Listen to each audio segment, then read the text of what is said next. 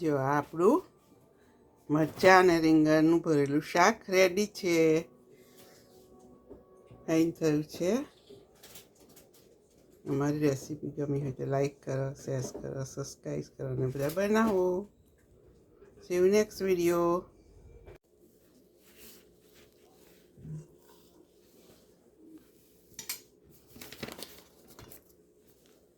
આપણે જો આ સ્વીટ મરચાં છે, લાલ અને પીળા, અને આ રીંગણ છે. એનું શાક બનાવીશું. હેલો એવરીબડી, જો આ મસાલા છે, આ છે કોકોનટ પાવડર, આ મગફળીનું શેકેલી મગફળીનો પાવડર, અજમો, મરચું, હળદર, ધાણા જીરું, તલ, અને આ લીલા મરચાં અને આદું, અને આ છે ચણાનો લોટ. એ બધું આપણે મિક્સ કરીશું. અને આ થોડી સુગર ને આ મીઠું છે અને આ સુગર છે 1 ટીસ્પૂન.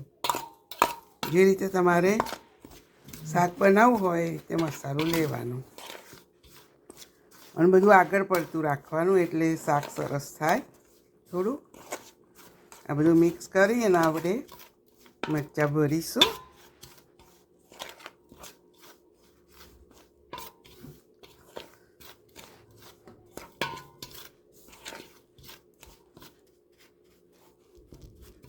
મરચાં અને રીંગણ બે ભરીશું. આ સ્વીટ મરચાં હોય છે, અહીંયા આ સ્વીટ મરચાં મળે છે, તીખા નથી હોતા. જો આ મરચાંના 2 ચીરિયા કર્યા છે અને રીંગણના 4 કર્યા છે. અને એ રીતે આપણે બધા મરચાં ભરી લઈશું, રીંગણને બધું આ રીતે. પછી આપણે સ્ટીમ કરીશું. સ્ટીમ નહીં, વઘાર જ કરી દઉં સીધો.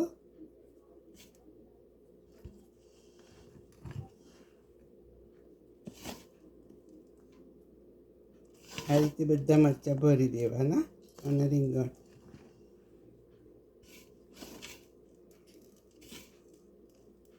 જુદું જુદું શાક તો મેં બનાવેલું છે, પણ આ મિક્સ કરીશું આપણે બધું. તલ, કોકોનટ ને મગફળીનો પાવડર તો ખાસ ઉમેરવાનો, એટલે એનો સ્વાદ ઓર વધી જશે તમને.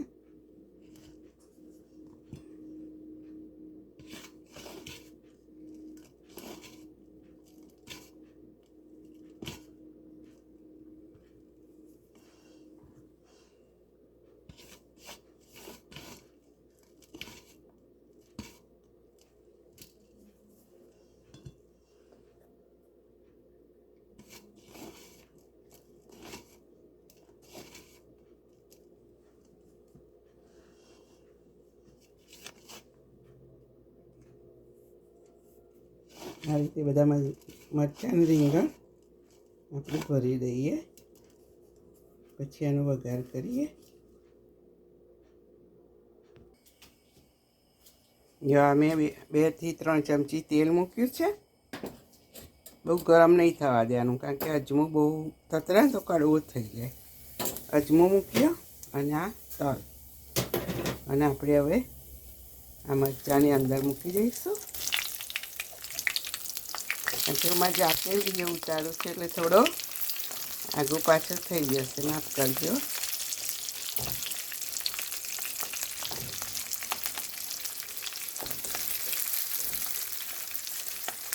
આ રીતે બધું મૂકી દઈશું ને ધીમા તાપે. પછી આપણે આ મસાલો વધ્યો હોય ને એ બધો ઉપર મૂકી દેવાનો, એટલે ચોટાઈ નહીં ને કશું નહીં. સરસ ધીમા તાપે પછી આપણે ઢાંકી દઈશું. ઢાંકીને 15-20 મિનિટ થવા દઈશું. વચ્ચે વચ્ચે હલાવીશું.